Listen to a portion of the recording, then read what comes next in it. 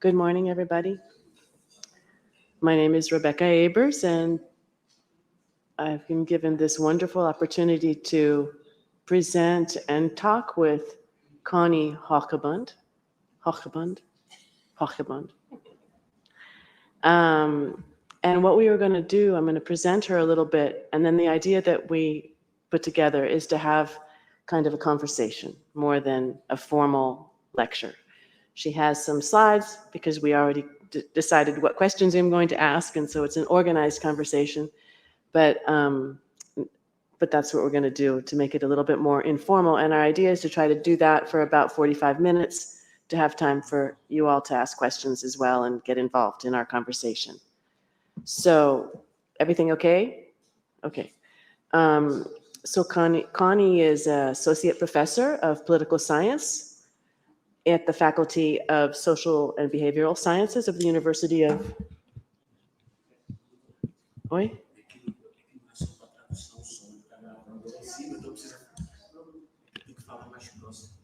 Qual que você quer que eu fale? Pode ser esse aqui? Mas aí elas entendem também? Ok, fiquei em dúvida. Tá bom. Conny. Conny is Associate Professor of Political Science at the Faculty of Social and Behavioral Sciences at the University of Amsterdam. And she is an expert on politicization of gender-based violence, gender mainstreaming and equality politics, social movements, and transnational feminist networking.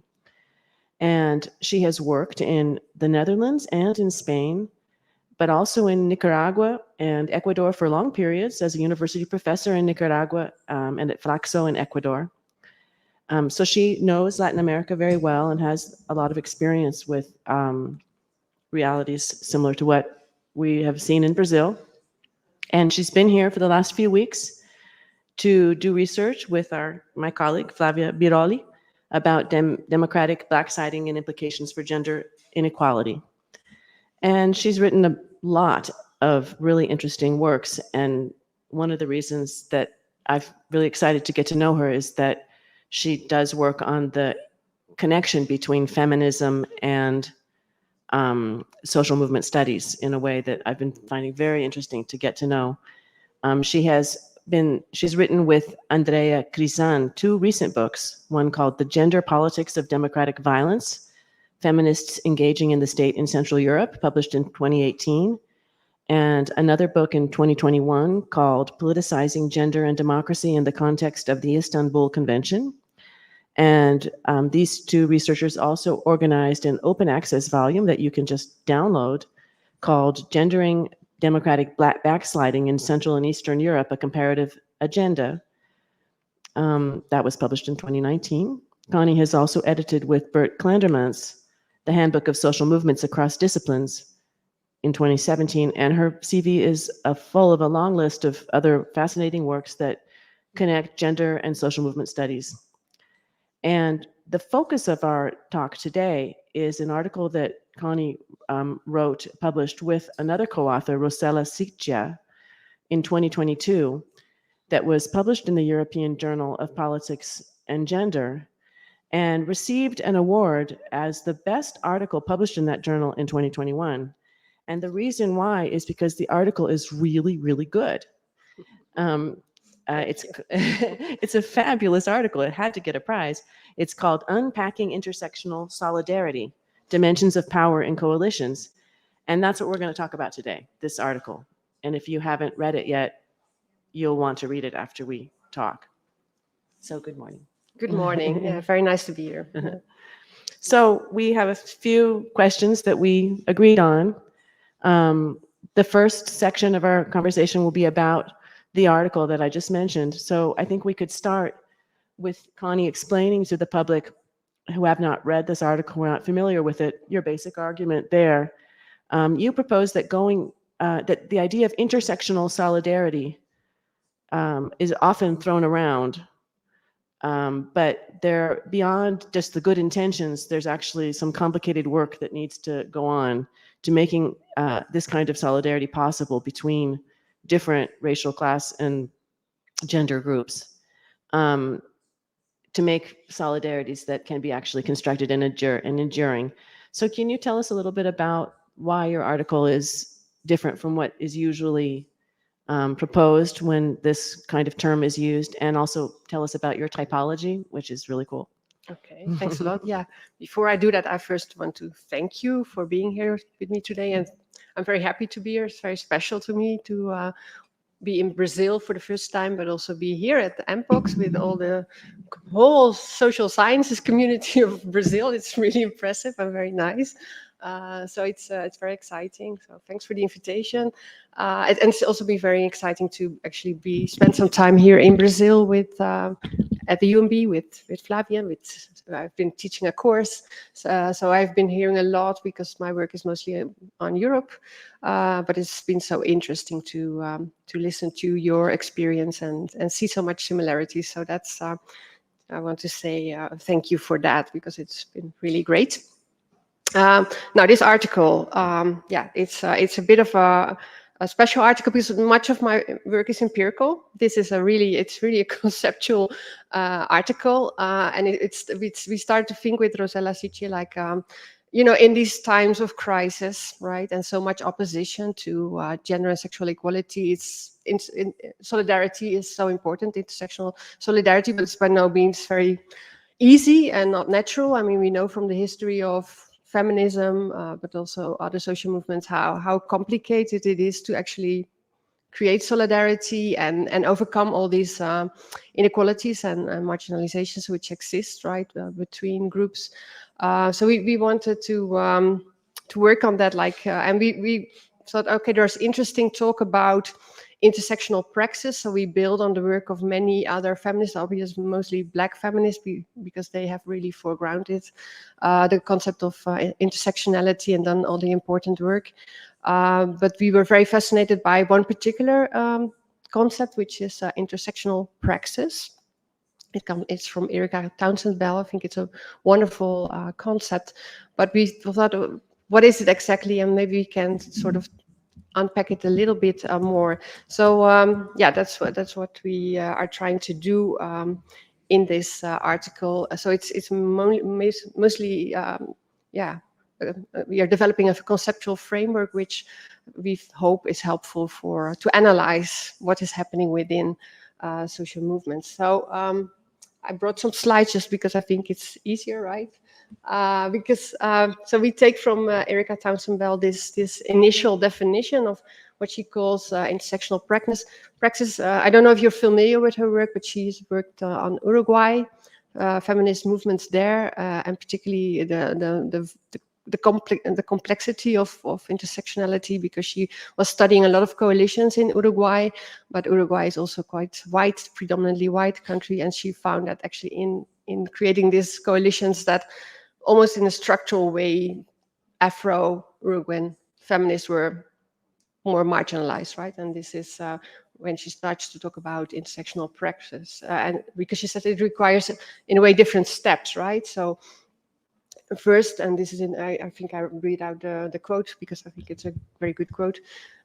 Groups attend to all relevant axes of difference. Ideally, groups do this first within their own organizations by engaging in a continual process of coalition that constantly reshapes the boundaries of the epistemological and ontological communities.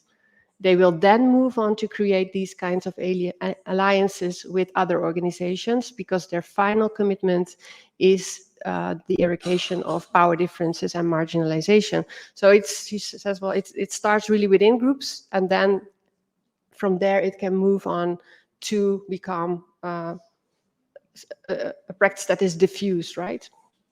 So this is what we take as a starting point, because of course what is most important in intersectional praxis are these power differences, right? And which we need to address because they are there, they're very real.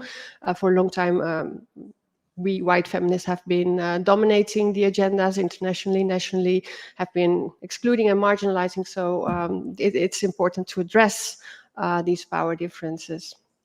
So this is where we then start.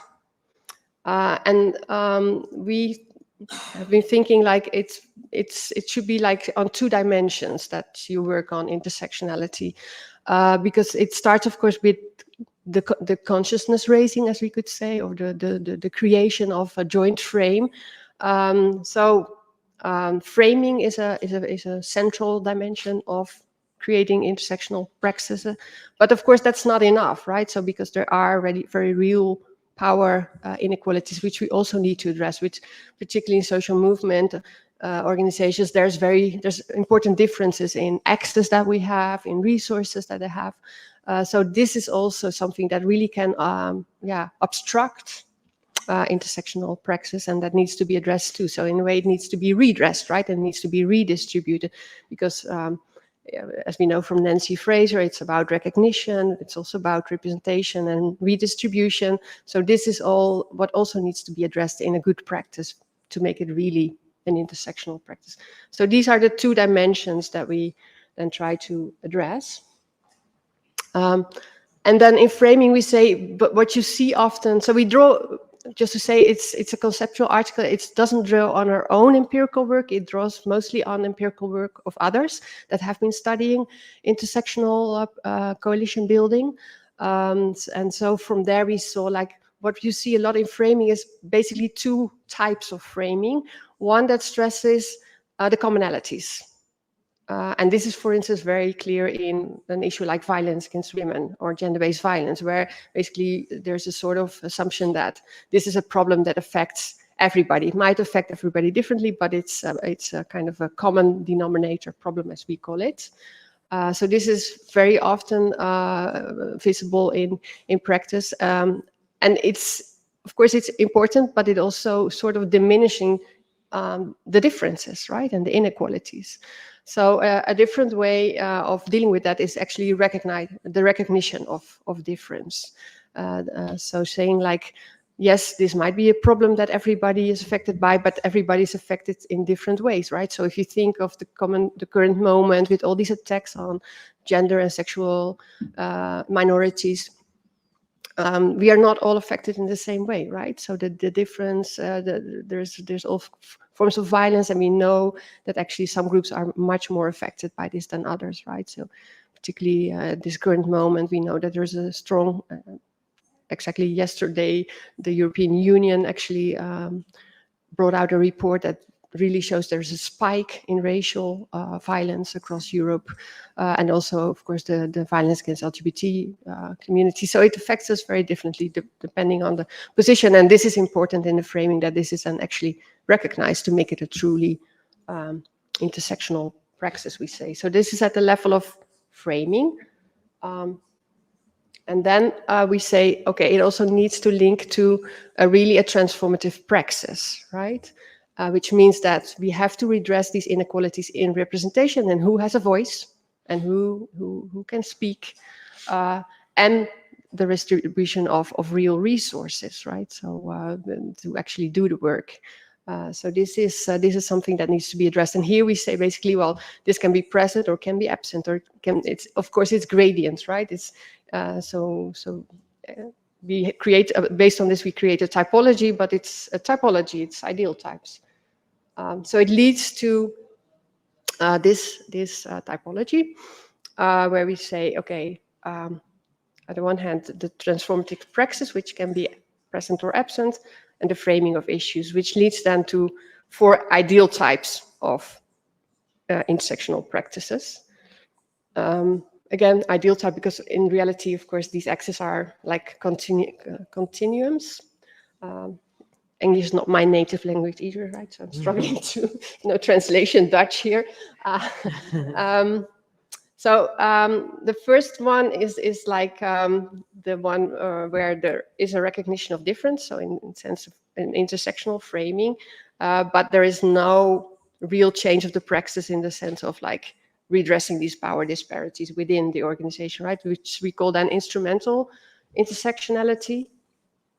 Then the other form, the second form, is where there, again, is recognition of the differences, but there's also a transformation in praxis where organizations really try to deal with the inequalities between them, share, pooling resources, making sure that there's a really different kind of participatory decision-making, or even putting, like Bell Hooks says, right, like putting the margins at the center. So this is what we call transformative solidarity. And then we have the more, I would say maybe a bit more instrumental forms of intersectionality, which are actually more present, I think, in much of the social movement practice. So where the emphasis is on what we share, the common denominator, but really minimizing or not foregrounding at least the differences. So this is, and then when there's no change of the praxis, we call it basically it's incorporation. So it's a bit of a co-optation, and there's, I think, many good, well, not good, obviously. There are many examples of this, but not so good practices. Or there's a common denominator where there is some redistribution of resources, or some practices that actually deal with representation in a different way, which we call them pragmatic solidarity. So these are the kind of 4 ideal types which we see in social movements. Yeah, I hope it's clear, this, because it's okay. Well, I think you gave some examples. Did you want to give some more examples? Yeah, I can give some more examples, because actually, and that's what we do in the article. And I think this is because it's still a bit abstract, right? So I think it's helpful to give some more examples. So what we did in the article, because actually we wanted to look at a lot of social movement data and articles to do a qualitative comparative analysis, but that was way too difficult. So, and we didn't manage. So we actually, in the article, we look at 2 kind of contentious issue where we know there has been efforts to coalition building, but that were quite complex because they are contentious issues. So one is reproductive rights, and the other one is the domestic workers. And these are actually quite illustrative of the types we see.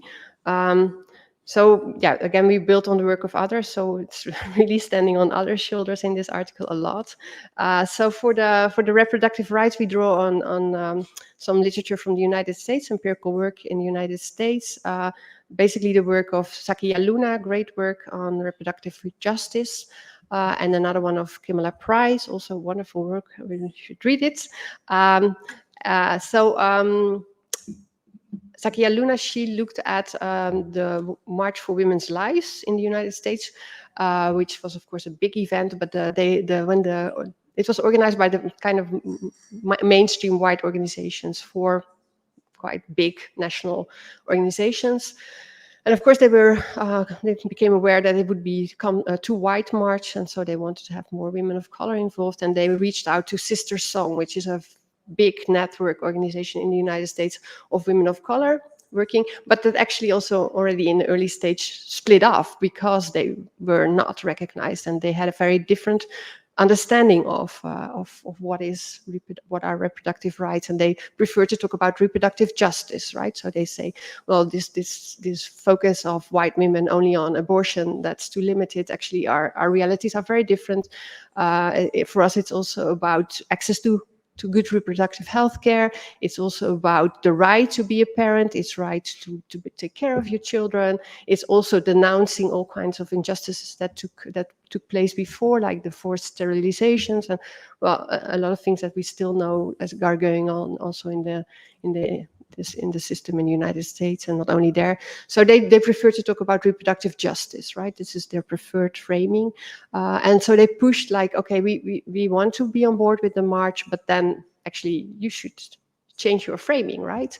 That's what happened, but it was not fully, it was not a full transformation, I would say. So it was a short-lived coalition, because actually another thing that happened was that to be part of the steering committee, money was involved, right? So there was every member has to pay $250,000 to be part of the steering committee, which is a lot. So they gave a waiver, just a one-time waiver. So it was very instrumental, and so it's, I think, a good example of instrumental solidarity, or instrumental intersectionality. Whereas Kimala Price, she gives another example also of women of color working on reproductive justice, but in working together with LGBT movements. And this was a very different kind of collaboration, because it was much more bottom-up, grassroots. There was also overlap between the members, and they really started working jointly on understanding, and they really had a changed perspective on what was the problem. So it was a very different kind of process where actually solidarity was growing, really, right? It was far less instrumental. So I think this is a really nice example of what I call then transformative solidarity. And in the domestic workers, basically we only saw examples of incorporation. So unions that sometimes do take on board the issue of domestic workers, but never really, at least in the examples that we've been seeing, it really never changed their position in a very structural way, and they never really got representation in that sense. So yeah, that were some of the examples. So you can see why it's such an interesting project, because the authors are focusing on intersectionality way beyond just a desire and a thing that we all think would be good, but looking really into the details of the power struggles that would have to be carried out at these different levels. So I think that your dialogue with social movement concepts, such as the organizational and the framing concepts, really gives you tools for thinking about that. You can see that you. I hope so. Yeah. You can really see how you operationalize those concepts. You mentioned to me that your model was criticized for focusing too much on organizations and failing to capture effective dimensions of solidarity, which may be those intentions that you seem to be intentionally distancing from a bit. But can you talk a little bit about this critique and how you've responded to it? Yeah, so, and I think it's a very good critique, because I think, we started to work very much indeed from like social movement theory, which is a bit focused on organization and organizational praxis. And also we sort of assumed, and I think that was mistakenly, I would say, assumed that it would grow from the framing first, and then go to the change of redressing the power disparities and so on. So the colleague that actually wrote a critique, she's Marta Raluxko. She's a very dear colleague of me, so I appreciate her a lot. I'm actually also working with her now. And she wrote an article, it's in the same special issue, and she's a Polish scholar, and she's also an activist. And she brought up this criticism, and she shows an alternative practice, and that's really interesting. So she, as you probably all know, Poland had a very similar situation as you had, with a very radical right-wing government and a lot of democratic backsliding, which really affected also gender equality and sexual rights, but also organizations, because there was violence against organizations, there were budget cuts. And so what they did, and Marta was involved in that, was creating a crowdsourcing. What do you call it? Crowdfunding. Crowdfunding is the word, right? So they started to, reach out to many different foundations across, but also us, just regular feminist and queer people in Poland, to do fundraising to create alternative funding. So this became the Fem Fund. And what they found, the Fem Fund, it's small. They get small grants, but it's really across the country. People can apply for small funds. And what they did was also a participatory decision making. So it was not a board that decided who would be granted, but actually the people that applied themselves were involved in making this decision. So they could actually say which project should be funded. And then after 3 years, they did a survey, and the articles based on the survey, where the participants explained of how this really had changed their view and their feelings as well towards others, because through this process of reviewing all these projects, and they were really faced with all these different realities of women in Poland they had no clue about, right? Like deaf football players, or refugee women, or Roma women, many marginalized groups. And so they learned from reviewing these projects and the proposals, like what's going on in those realities. And actually it changed their conception, because first they went in the process like, we hope we get the funding, right? But then actually they started to hope, I hope they get the funding because they deserve it more than us. So they were created really a different feeling about what was happening, who needed to be funded, and the solidarity. So people really said, like, it changed our perspectives, it changed our outlook, it changed the whole way we now look at the reality of Polish women, and we start to think more intersectionally. So yeah, I think this is a nice example of how a changed praxis affects framing and feelings mostly, right? Yeah. Effective feelings. So yeah, yesterday in the social movements group here, we talked about that. We talked about how identities and have an effective dimension, and how processes of organization produce identities and not just the other way around. So that, the kind of relationship between how groups form and how they organize is not just first you have the group and then you organize, right? And exactly. So it's similar along those lines. Yeah. So thought we could move on to our second section of our discussion and talk about methods. If you could tell us a little bit more, maybe going beyond the article. Yeah. What kinds of research you have been conducting, and how can we study feminist solidarities when we also want to advance them? I think that you clearly have a normative activist side to your research. So I'd like to hear you talk a little bit about this connection between your activism and your research. Yeah. And how to do it. Yeah, well, I mean, it's learning by doing, or it's in process, I would say. But we actually got funding. I think I have a slide for a project in Europe. It's funded by the European Commission. And Marta Lusko is actually part of that project too.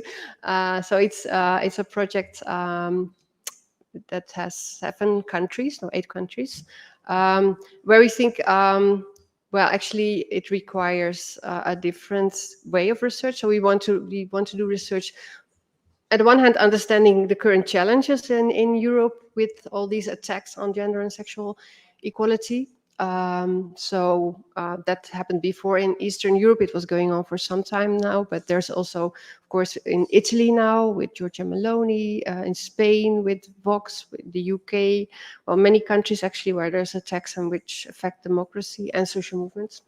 So we want to understand a little bit better these challenges, but we want to do it in a different way. So we called it, it's an ambitious name, co-creating intersectional democratic spaces across Europe.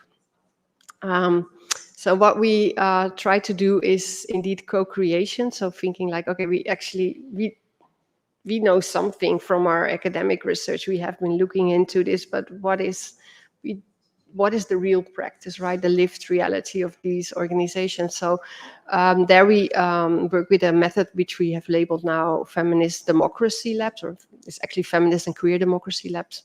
So in these countries, we organize these labs. So we are there, but we also invite at least an equal number of civil society or social movement people. So if our team is like 30 people, and we try to invite 30 or 40 people from as broad as possible from different social movements, and then we engage in a couple of questions. I think I try to,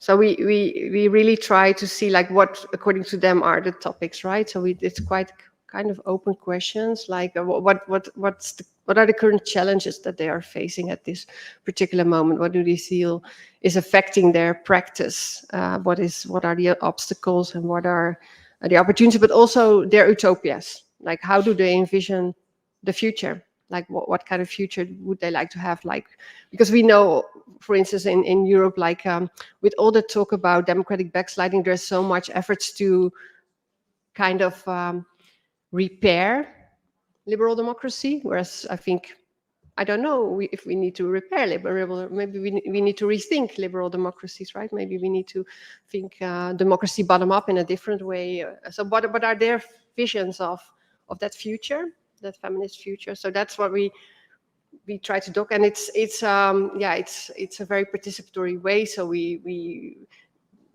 people launch certain topics, and then they go to smaller groups, and you can walk around to different groups. Sorry, I forget the microphone. And then we bring it to a larger group, and again, it's people that step to the front, and others people then add to it. So it's from that we start to create this kind of joint knowledge. We only done it twice, so it's really, but it's a very interesting process, I would say. And at the other hand, we do the more classic, traditional social movement stuff analysis. So we work with social media.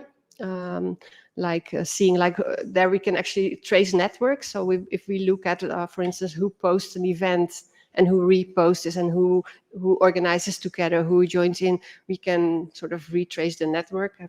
And I have some very nice colleagues who can make these wonderful graphs, which I don't understand, to be honest. But, just let me see. Like these kind of graphs. So, and you can then organize it across 2 issues and so on. And you can trace the fringes of the network and who's in and out. And she can open it up and she can manipulate this. This is wonderful. This is a graph of the conversation. Yeah, so it's, exactly, yeah. The conversation going on in social media. So it is a wonderful team of colleagues from University of Trento. I need to call them out because Elena Pavan and Aurora Parega, they do this wonderful work. They are very good at it. So this is what we do to sort of understand, like, actually, who in reality is in the center and who is like more excluded, maybe. And then next we do more like in-depth qualitative research we do frame analysis, critical frame analysis. So do they share the diagnosis? Do they share, the analysis of the problem? Do they share what is the best solutions? Is intersectionality actually in this? Who is mentioned as what problems are mentioned? Who is mentioned as being part of the solution? Who should speak, and so on. So that's how we then try to, see if there's an intersectional praxis. And of course, we also do interviews and focus groups. That's the methods we are trying out. So it's this interesting participatory methods, but I think, and that's why I'm also interested in speaking to you, Rebecca, but also maybe to the audience, because I think you have a long tradition of doing participatory work here, very interesting stuff. I mean, I think from Europe, we always looked at you at Brazil, like, wow, there's so many interesting things going on there. So I think probably you have good ideas too of how we can do this, and how you can involve social movement activists in knowledge production, because I think this is what we should do. So I was just curious whether you maybe have some ideas about this too. She wants me to talk. Yeah, or others in the public. We started. I mean, we talked a little bit about this before. Once I organized back in the first part of the 2000s a big project on water that was a participatory research project. It was extremely difficult, and I felt like the main thing was that it wasn't just power relations within the members of the group, but also just such different interests in why people wanted to come together and conduct research between the activists and the academics. And there was a lot of conflicts that happened that we didn't really resolve well. I think that, for example, it was a research project on water politics, and we had a lot of people from civil society and also government actors who were activists in this proposal for creating more participatory water politics arenas, which were the river basin committees, and they were all pushing for this participatory agenda. And then we had researchers from different areas. It was very interdisciplinary as well, who wanted to study the creation of these spaces. But the activists really wanted to have a place they wanted to have a space for reflection. Yep. And they had resentment for being used by academics to, as sort of sources, but they didn't get anything back from it. Yeah. but they didn't have time to invest in the actual research.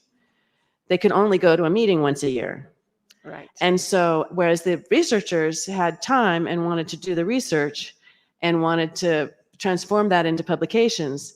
Yeah. And so there were, and tensions evolved between the two types of actors. And we kind of ended up reducing the project to being a more academic project. That was what we did. Yeah. I confess. Yeah. Because it created this, there was these expectations of it being this sort of managed project with activists and researchers, but the activists, they didn't actually have time. And so they were constantly, so the researchers were always feeling like they didn't do what they said they were going to do. They always promised to do things because they all wanted to have time. Because they were, you know how it is, people want to do everything. But there was this really, we had a really hard time connecting the different desires. And then what happened in the end was there was a certain type of researcher that was also involved in more practice. We had a few people on our team who were professors, but also leaders. Yeah. And they ended up taking on a more central role and doing the mediation because they were already in both places. But we didn't ever really successfully bring together the two groups. And that's why one of the things that I was thinking about when, we were talking about feminist solidarity and all of these, getting through past all these power relations and organizational and framing problems among different groups, but researchers are also a group with their own power and interests. Yeah. Did you have problems with this kind of tension between the researchers and the activists, or how was, because sometimes it's easier not to poke the, how do you say that, kind of create, making it clear these differences can also make them hard to deal with in a way. Sometimes if we pretend they don't exist, I'm not saying that we should do this, but the experience that we had was that it was a very difficult to, we didn't find a solution to it in that project that I conducted. No, I think this is a very real issue because, of course, we are engaged in this practice of knowledge production. We are paid for it, right? We also make a living of it, so we have a good position and a salary. So it's by definition already this inequality. And it can get very instrumentalized. So I can see your point, and I think this is also a big risk in our project that we just instrumentalize it, or we just, even if we are very excited to hear all their insights, it's like it's not clear what the next step, right? Because we eventually don't want to be just academic knowledge production. We hope it's also the creation of other kind of knowledges. And this is in a sense good that it's a EU-funded project, and they also want us to, really work on practices and dissemination. But at the same time, yes, of course, there's also academics who want to produce articles. And for instance, so the first hurdle was now actually we got invited to write something, and I said, that's okay, but we are going to write it as a collective. So no, not just one name, because they, it already starts that they reach out to me. Right, and I say no, but I haven't done this on my own. So we were saying, okay, can we have all the names? Now journals don't like that. Okay, then we say, okay, then it's going to be the Kindle team. And of course, the Kindle team for me is okay. I'm sort of established, right? I don't need it so much to advance my career. But the younger team members, you need to still build your career. You need these articles to have your name, and then probably not with a team, but then with 1 or 2 or 3 names max, right? So it is a real tension, I think, I'm not sure how we're going to solve it. So that's one thing. And another thing that happened actually, and that's interesting to share, is the whole funding thing, right? So this funding comes from the European Commission, also thinking very instrumental about the future of Europe, where all these tensions are there. And they thought, okay, this is really an important issue right now, and let's fund 3 projects, which, of course, from the academic perspective is already a little bit tricky, because I think we turn out to be competitors. And then they ended up funding 5 projects. I mean, Europe is not that big, so we are all reaching out to the same activists. We are all studying the same countries. It's a very perverse dynamic. So yeah, I think there's many problems involved, and indeed also the tensions within the team, which we constantly have to deal with. It's really there's we need to do a lot of group work also together to address the inequalities within our group, the different interests, the different perspectives. So it's I like it. I'm very excited about it, but it's really complex. It's a difficult thing. So I think we have challenges. And it seems to me that your model of recognizing differences and transformative practices could help. I mean, as sort of as guiding principles to how to do that, to try to, have some kind of principles that are discussed in the process of. Yeah. Because in the experience I had, I think that we, it kind of just exploded on us before we hadn't really worked it out as a thoughtful process. We were all wanted to be participatory, and everybody wanted to participate, and we were all thrilled. And there was suddenly 50 people in the project, and if there had been a kind of before the collaboration, some kind of process of awareness of what the differences were that we would have started out with, people would have been more comfortable in their including, for example, everybody was angry at each other. The researchers thought that they were being accused of not being solidary from the perspective of the activists, and that they weren't, that these problems that you were talking about, the need to publish for the young research to finish their thesis, we had students who were writing theses that needed to finish, that those things were not being, that the activists wanted them to throw all that away and just become activists too. And the activists felt the same thing, that they were being required to be researchers, and they wanted to reflect and discuss and meet, but they didn't want to spend all day. It wasn't possible for them. So maybe if there had been if we had read your article and thought about it, I mean, one of the things we were talking about before, that her article is very good for a feminist discussion, but it goes beyond that. It's an article that's about dealing with difference within any group that is trying to work together and to promote solidarity. So it's widely applicable.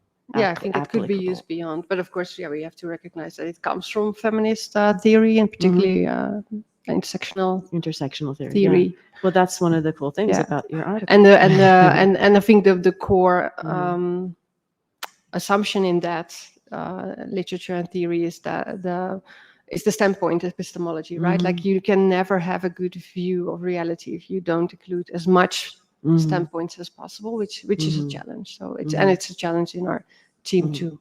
Yeah.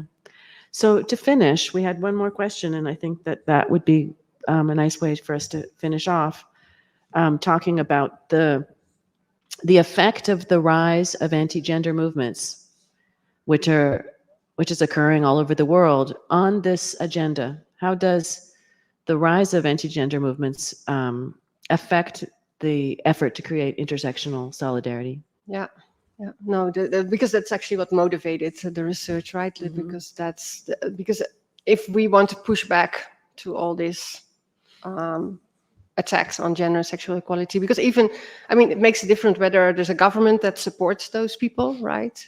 You had one and it's gone, but still the actors haven't disappeared, right? So there will be, and I think for the next years there will be strong opposition and the rise of all kinds of attacks on activists, on ideas, but also on people, right? Like I said before, this spike in racism and anti-trans and LGBT violence against politicians, against activists.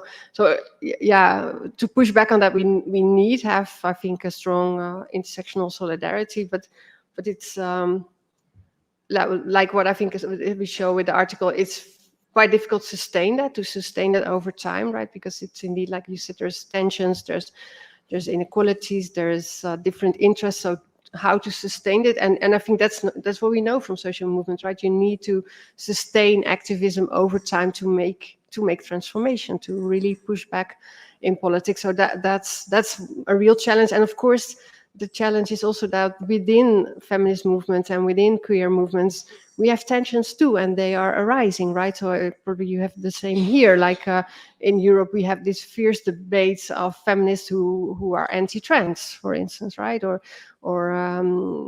trans or LGBT movements which try to abandon the T. And so this is so the problems are not just out; they are not just external; they are internal too. And I think this is also what a lot of the anti-gender people, as we call them, or the opposition to gender and sexuality, tries to exploit, right? Tries to tap into potential divisions and instrumentalize them. So it's going to be hard work, I think. It's because, I mean, these divisions are fierce in many countries. I mean, if you look at the United Kingdom, for instance, it's really a very hostile debate. It's very aggressive.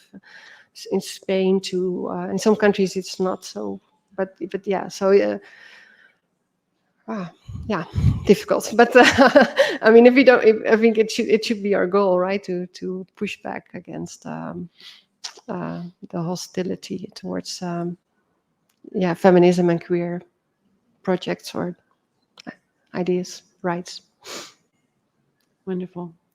So now I'd like to open it up to other people to ask questions to Conny. And I'll take a few questions and then you can answer. And they need to come to the microphone. So I think that if you want to ask a question, you can ask it in Portuguese or English, but you have to do it in the microphone. I need to see how I get this thing working.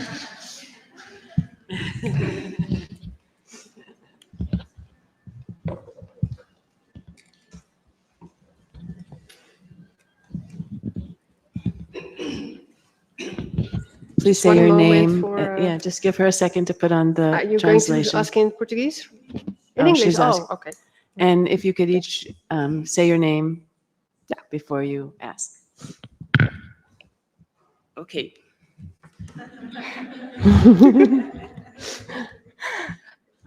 Is my voice okay? Okay. I don't know if my question will apply because I will be asking about the person, not a movement. So if not apply, you can say. But can transformative solidarity be temporary? Because I ask this because one parliament from the right, her name is Leila do vôlei. Leila from volleyball. Is a volleyball player. She said she changed her position on race codes because she heard Black women talk about their position in politics.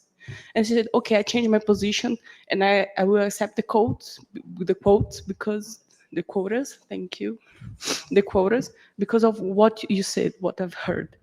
So is this temporary, transformative solidarity? She's not a feminist. I don't know if she's a feminist, if someone knows if she's a feminist. I don't know.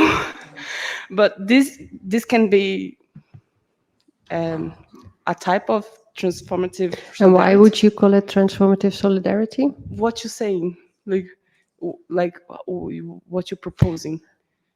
Because I understand that she sort of wants to support a particular goal, right? But she hasn't fully changed her ideas and framing, nor her practice, or does she? Well, this is yesterday, so I don't know if she fully changed. Yeah. A few more questions. Yeah, sure. Yeah. What do you think about it? Yeah, good. Excuse me. Sorry. Sorry.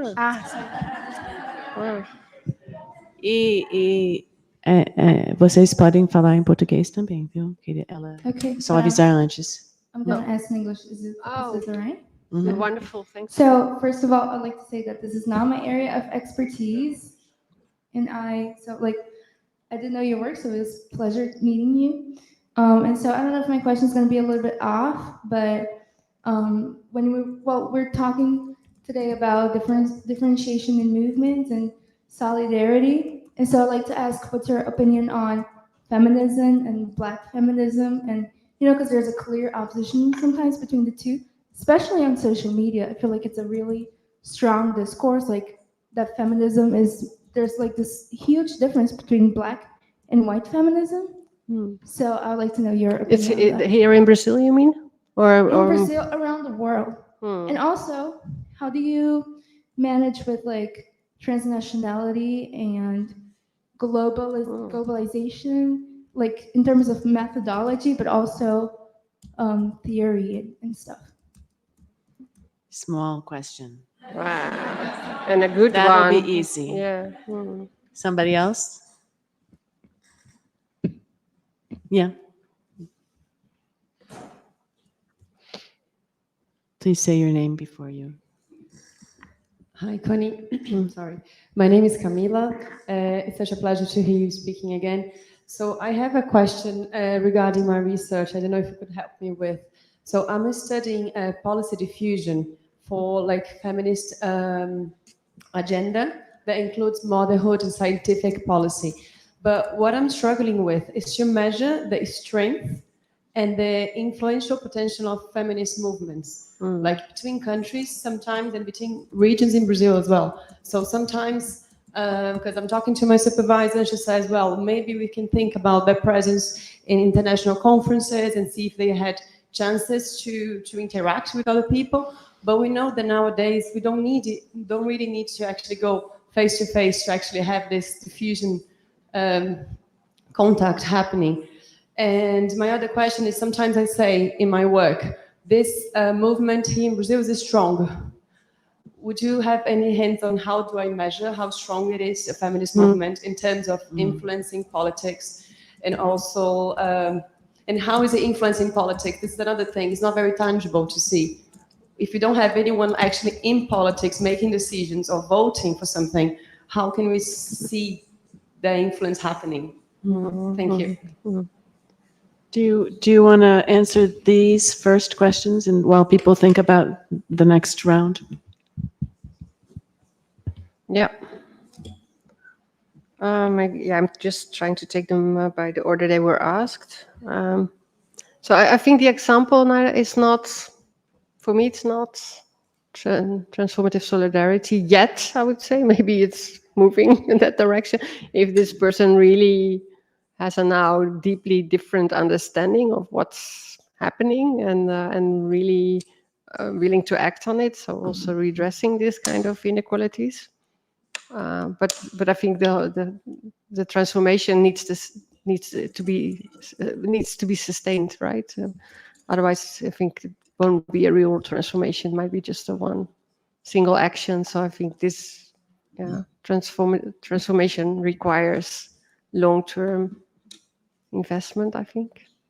But yeah, I don't know the precise context, right? But for me, I don't think it would be that.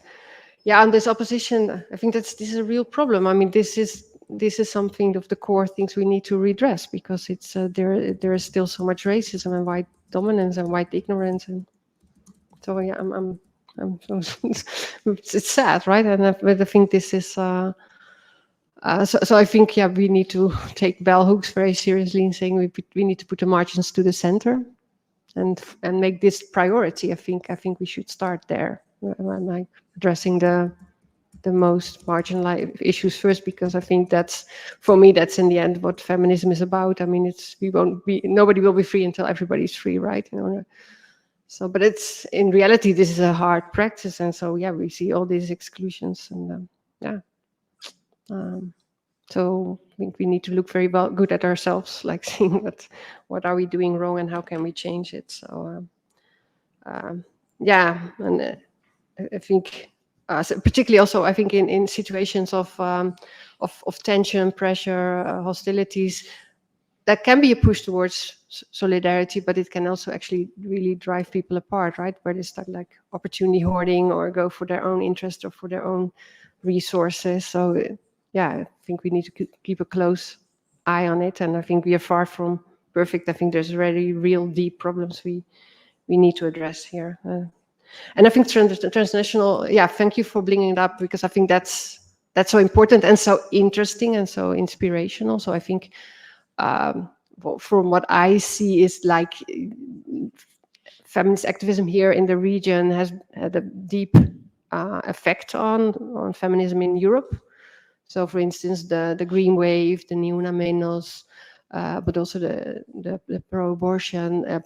So it affected feminism in Italy and Spain very strongly. They took up a lot of slogans and ideas in Poland quite strongly, right, with the struggles they had about abortion. And I think also my impression is, from what I've been reading, that it's also vice versa, so that actually the Polish protests were quite invigorating and inspirational for here too. So I think it's very important because you also get hope from that. And I think, again, the solidarity is so important, right? So if I'm thinking about the women in Iran, which I think, I mean, it's so brave what they were doing, and also largely ineffective in the sense of like getting their government accountable and acting. No. But I think then again, the transnational solidarity is so important, that we look at this and we sign up for it, and we also pressure our own governments to speak out on this. So yeah, I think the transnational dimension is again very important. Also, we should learn from that, because many things went wrong there, right, in the past, many things. So it has been, this agenda was dominated by feminists from the north, from Europe and the United States. Yeah, so we need to, I think, constantly also go back to what we've seen in the past of what happened, and the discussions, because I think they're still very valid and important to keep in mind. The policy diffusion, yeah, interesting. I think this model is I would say very, you can use it very well for policy diffusion, actually also to measure policy diffusion, because the way I always think about understanding the impact of feminist queer movements in policy is by actually looking if they are managing to transform frames, policy frames. So I think, you know, having access to politicians, or having critical actors in politics that speak out, that's important too. But it's about transformation again, right? So I think it becomes transformative when policies and politics takes up really the frames of feminist and queer actors. And I think this is something we can measure, right? Because you can, you can compare social movement frames with policy frames. So I think that's, again, and I think then again, the other dimension also is interesting, because I mean, we also know that policies can be paper tigers, right? So does it actually lead to a policy that is transformative in the sense of also redistributing rights, money, material things, actually changing lives? So is it a powerful policy, right? Is it a policy that actually can really that we can measure its impact, because it's creating new rights and new redistribution mechanisms. So in that sense, I think that the model could actually work quite well also to look at policy change and diffusion. I've not done it, but the framing, yes, I've done that before. But I think thinking about your question and thinking about the model, I think potentially you could use it that way. So let me think what you say. You keep me informed if you think it's if it would work. Yeah. She also asked a very difficult question about how you know if a movement is strong. Yeah. Yeah. I wouldn't know how to answer that, so she probably forgot strategically. I mean, strength for me is also the impact, but I think the impact needs to be beyond policy, right? I think policy is important, but it's also about social change. So again, of course, we can measure capacity by the ability to bring numbers to the streets, but again, I think that's like a first level. I think it's really about transforming ideas of sorts. So I think in the long run, we have to look, for instance, at public opinion. Like, do people change their opinion about certain issues like abortion or LGBT rights or racism and so on? So yeah. I mean, I did some work on this, and I can share it with you, because we try to do this also in Eastern Europe, like because yeah, it's very heterogeneous, right? If you look across countries, like what is actually the kind of capacities that movement have to enter politics, to have a voice, to transform it, to bring people out of the street, and what we also think, like it needs to be always we need to measure it in. I mean, I think the most capable or strong movements are those that combine a strong grassroots mobilization with also some institutional activism, because I think those are the ones that are bringing out most change for what we've seen in the, if you look like longitudinal, but Academics as well. oh yeah. Oh, that's interesting. I haven't thought about that. I keep thinking, for me, it should be. I mean, I think we often combine those two positions, right? I mean, I think many feminist academics, queer academics, also feel a certain activism. So I think that's why we study the things we do, because we want to have change, right? So I think I feel always like I'm part of that, but I'm also thinking like I'm the least effective, because who reads my work, right? But yeah, you try to do what you can do from that particular position. Okay, there's a question here, and then you can be next, and you can be next. Hi, Conny, again. Hi. I'm gonna read. You brought up how the Present yourself, please. Okay. I'm Lyra. You brought up how the backlash in gender politics and the rise of the far right brought up difficulties for the solidarity of feminist movements. But do you think there was any new learning, any gains? We know that in Poland, for example, because you told us that this made feminists more visible or more strong. But I don't know if there was more solidarity in this game. But do you have any other examples? Thank you. Yeah, thank you.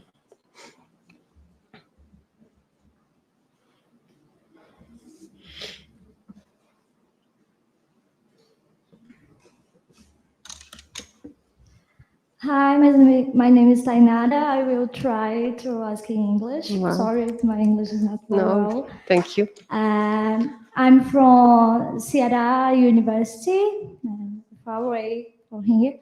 I study about sex workers, and I study the conflict of sex workers and radical feminists, the RadFem. And it's so difficult to know about that and to talk about that in the movement feminism in Brazil, because have in the discussions a lot of moralities ideas. So I want to know if you heard about that in your space, in academic space and activist space. And what do you think about that? How to change this? Because when I saw you talk about solidarity, I remember these women that don't, the feminist movement don't give solidarity to these women. So is that? Thank you. Yeah. Mm-hmm. Yeah.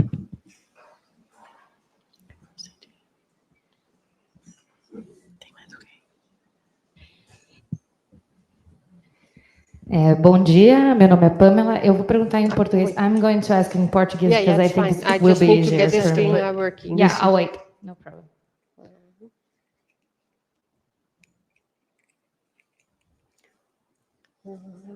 And then...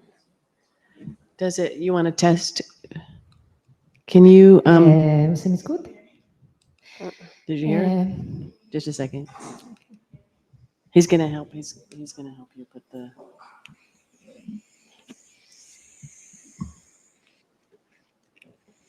A lot of noise, but not.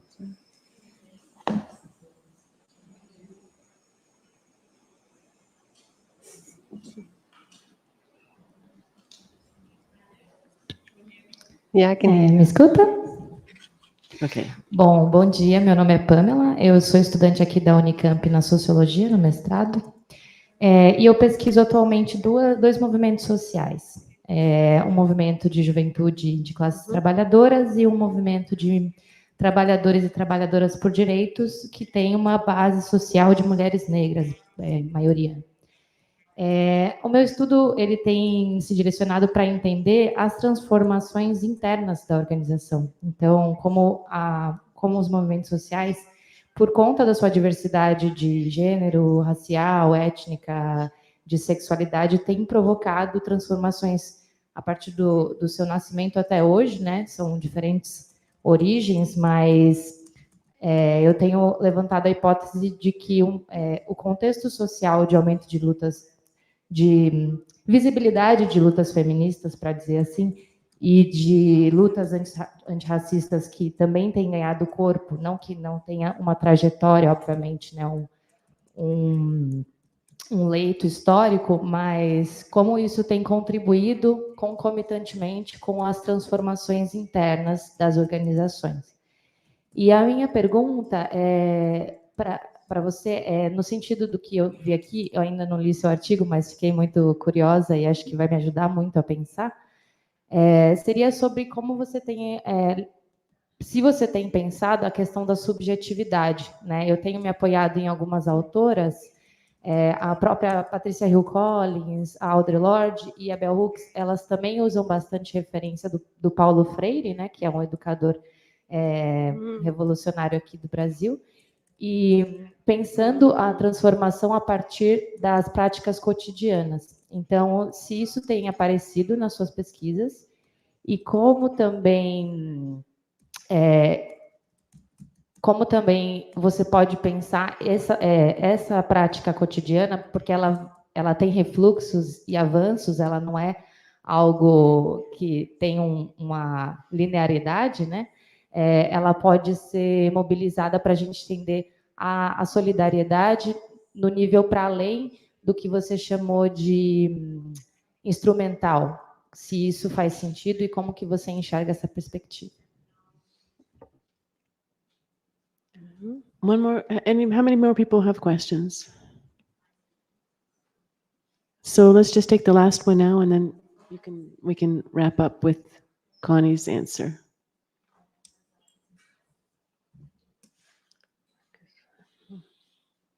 Bom dia, dá para me ouvir? Meu nome é Beatriz, eu vou perguntar em português. Agora, dá para me ouvir? Uhum. Meu nome é Beatriz, eu sou estudante aqui da Unicamp mesmo. Eu estudo atualmente sobre os movimentos autônomos de mulheres curdas no Kurdistão sírio, e elas tentam construir um movimento autônomo não estatal, né, na região. Então, uma das formas delas legitimarem as sequências de lutas lá é através da solidariedade. E eu fico pensando muito quais são os melhores termos metodológicos, políticos e teóricos mesmo, de se pensar a solidariedade no contexto de mulheres do terceiro mundo, né? Se a gente for pensar assim, porque elas se colocam muito, batem muito na identidade de mulheres, mas a gente sabe que simplesmente ser mulher, por exemplo, não constrói solidariedade, não constrói vínculos, né, de lutas. E aí eu tenho lido nesses tempos a Monhunt, e ela fala muito sobre a solidariedade através do conflito, como o neoliberalismo, ou o capitalismo, ou o colonialismo são conflitos que estão, por mais que afetem as mulheres de maneira diferente, eles podem gerar essa solidariedade ao redor do mundo. Mas elas fazem isso de uma forma diferente na Europa, de uma forma diferente quando elas se voltam para a América Latina, por exemplo. E aí, enfim, mas para comentar mesmo sobre essa questão da solidariedade nesse contexto terceiro-mundista, enfim, como se torna complicado a gente bater tanto na identidade dessa forma, como para construir essa solidariedade a partir do conflito. Como que a gente pode pensar essa questão?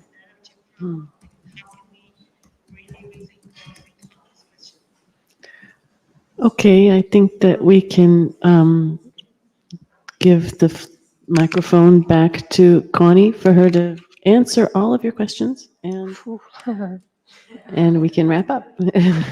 Do we have the whole day then? It would be nice, because you're doing very interesting research, I think, so I want to hear more about it. So yeah, wow. Let me start again with the order. like what do we learn, or are the gains?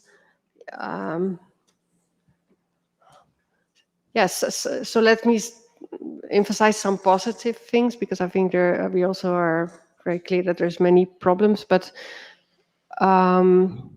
what happened in particularly in Poland more than in Hungary, because Hungary is a context where it's been a government that's now in power for 23 years, right? The Orban government, very right-wing government. And it really exhausted activism. And I think this is overall a problem for a lot of activists. So my colleague Agugo Egydio, she wrote this very good article about exhaustion in activism, which I think is a real thing. So that's, I mean, it's really difficult to sustain action over such a long time. But it did something, I think, in both countries, in getting the coalitions, and particularly in linking gender and sexual equality to democracy for some actors, right? Because for others not. There's a contestation over what is democracy, or what should be a good democracy in these countries. And there is a clear push from the right wing to transform democracy into a majoritarian, exclusive, non-pluralist democracy. But I think it helped to forge coalitions between actors. So actors that were not so involved or interested in feminist and queer issues before started to understand that it was linked to democracy, right? And that if they want to defend democracy, they should also defend these issues. So maybe kind of instrumental solidarity. And in Hungary, when the Istanbul Convention was, which is a convention on violence against women, was not ratified, it brought the whole coalition together, and they really went into the elections together in defense of this convention on the rights of women. And in Poland, I started with the photo.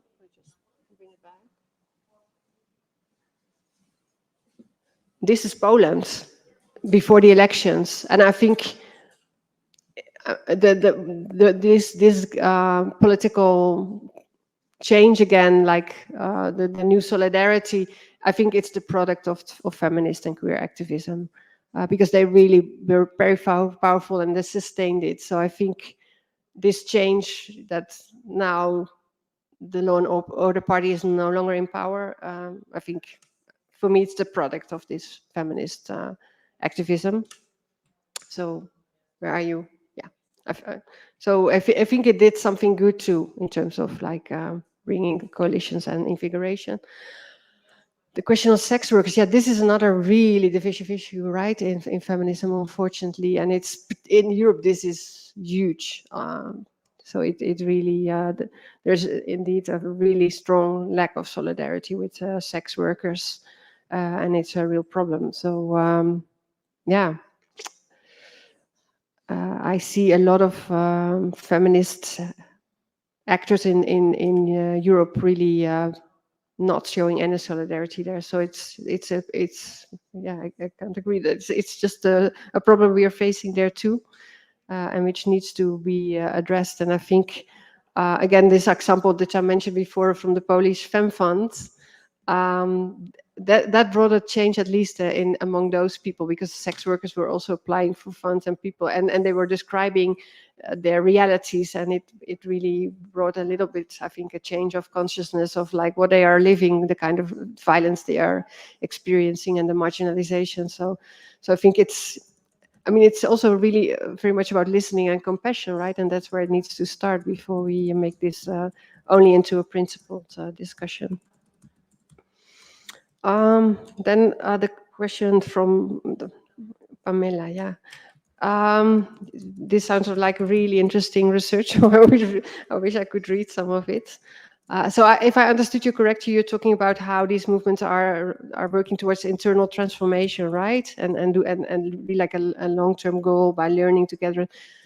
Yeah, and I think this is I think to me the breeding ground of what I would call transformative solidarity. So, and that's also where I expected it to start, right? So I think the example of the Fem Fund, where it started from, the participatory mechanism was interesting, but I would expect more like if movements, but I'm not sure if I fully got you, but if movements really work together on this kind of transformative education and transformative change within a movement, I think that is the most powerful and sustainable kind of solidarity you get by doing that, I think.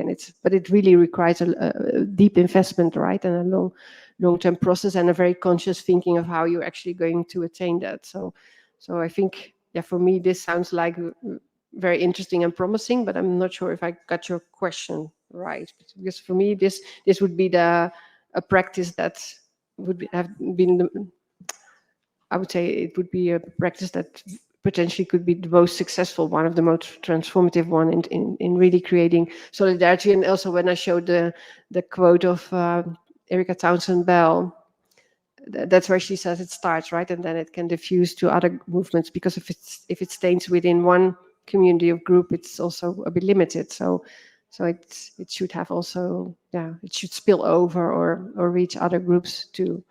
But I'm not sure if I answered your question, but that's how I understood it. And then your question, I'm not sure, why would you think it's different for third world women, as you call them? If I I don't know if was that the right translation? Yeah. I mean, do you mean like that global North women would feel solidarity with third world women? Is that a question or not? No.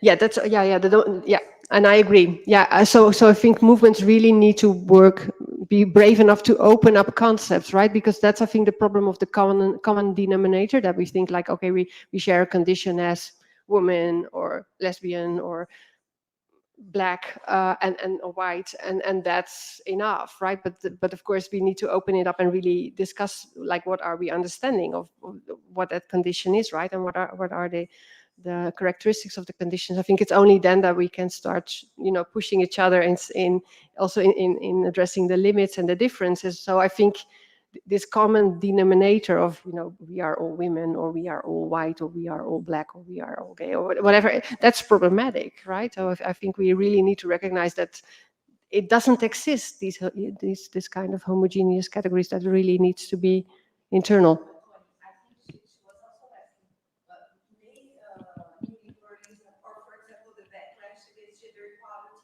Generate more commonalities, more solidarity, or no, or maybe not? It's a bit of a speculative question. Yeah.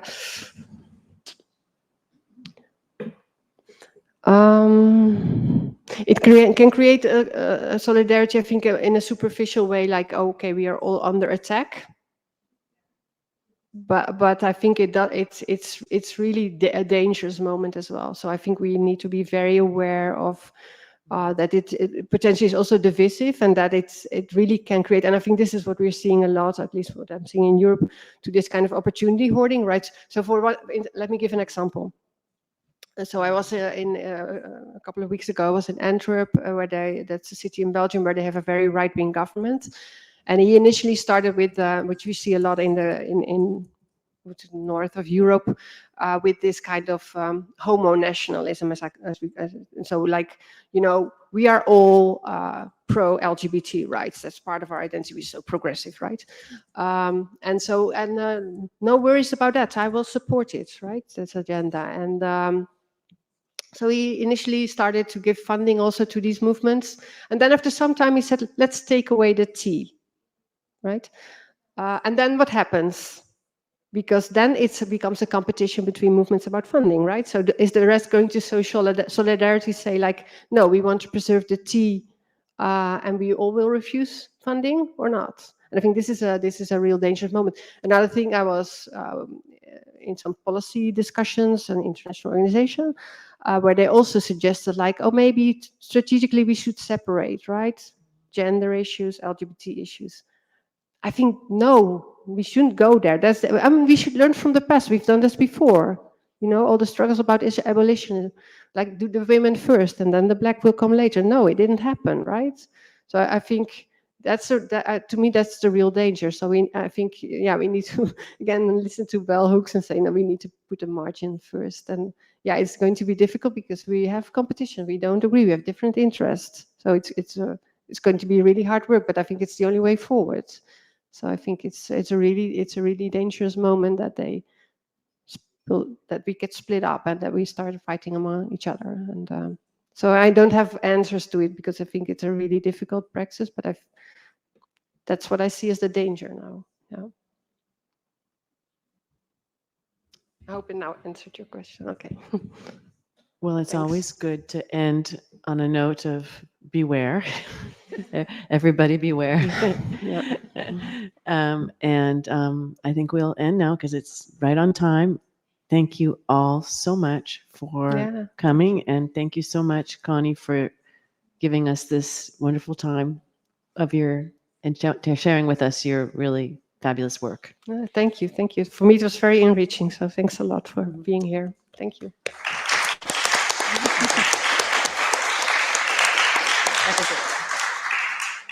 And thank you, the translators. Yes. Yep.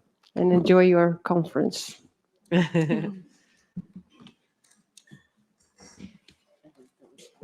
And thank you. It was great. Thank you. Yeah, you've done it.